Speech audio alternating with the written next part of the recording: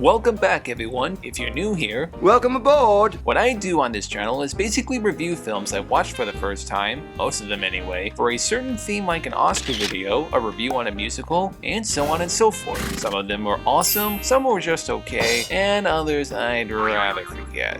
It's all part of my trusty book, Everybody's a Critic, the 52-week movie challenge because, well, somebody's got to take a bite out of the list. I mean, look at it. Last time I saw something this long was from the Snyder Cut. But I digress. Sit back and enjoy my review of the first film from a famous director. With the recurring themes, camera work, and choices of actors, it's with a directorial debut that really shows what a filmmaker is capable of. Given how the director of Following would go on to revolutionize the superhero genre, his career would definitely garner him a much-deserved following. Yeah, well, you know, that's just like your opinion, man.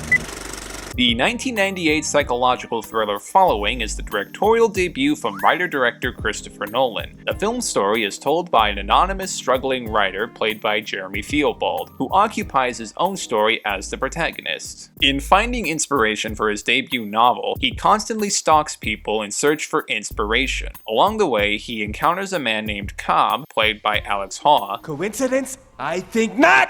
He takes interest in the writer's obsession, and what starts as an innocuous friendship quickly turns into a chaotic spiral into the criminal underworld. As the first film in Nolan's stunning filmography, it's a fairly impressive outing. From the earliest point in Nolan's career, Following showcases all of the director's core strengths that he would carry on from here to his most recent film, Tenet. The former film is briskly paced. From the very start, it immediately grabbed my attention with how the film initiates its frame narrative, a story within a story.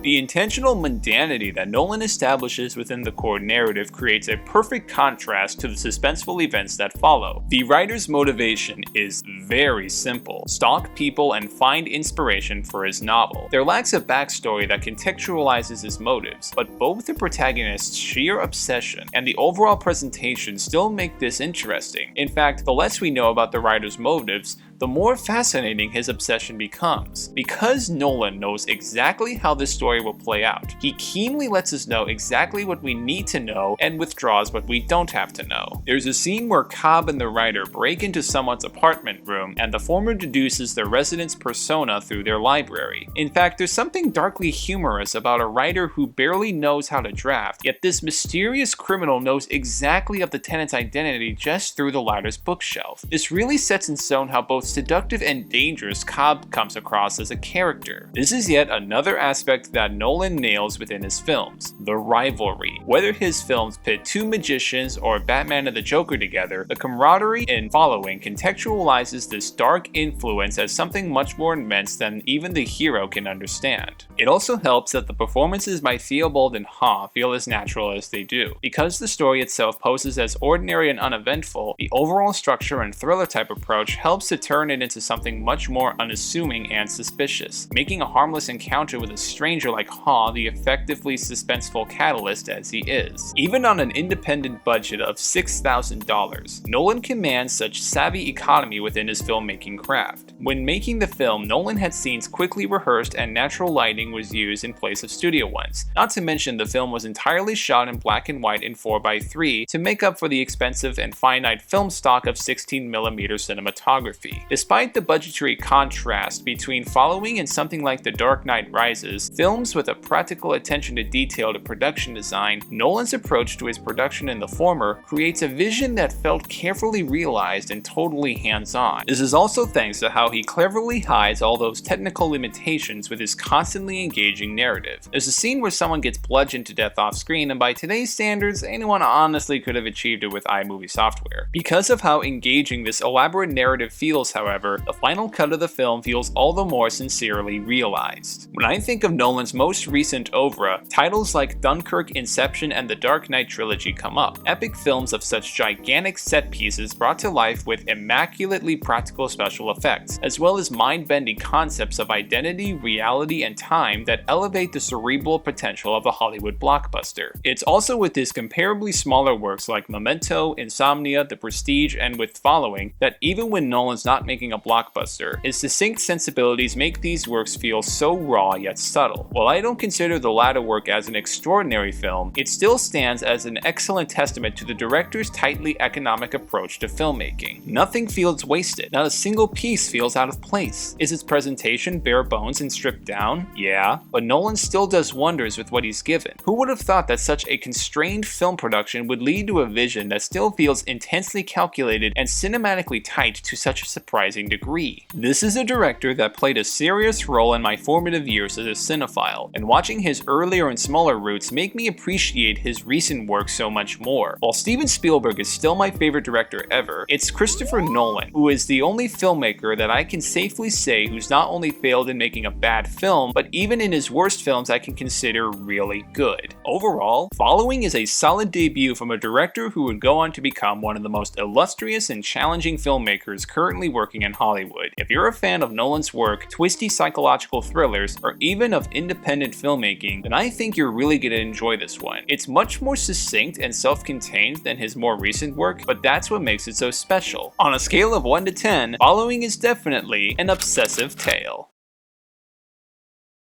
So what did you think of Following? Have you seen it? Let me know your thoughts in the comments below. Also, what's your favorite film from Nolan's filmography? Mine is an embarrassingly predictable choice.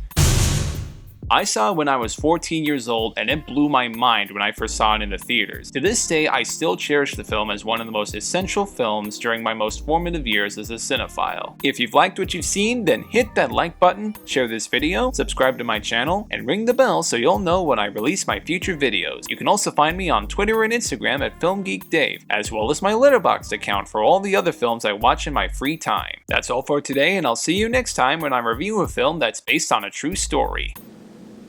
Cover-up had little to do with Watergate. It was mainly to protect the covert operations.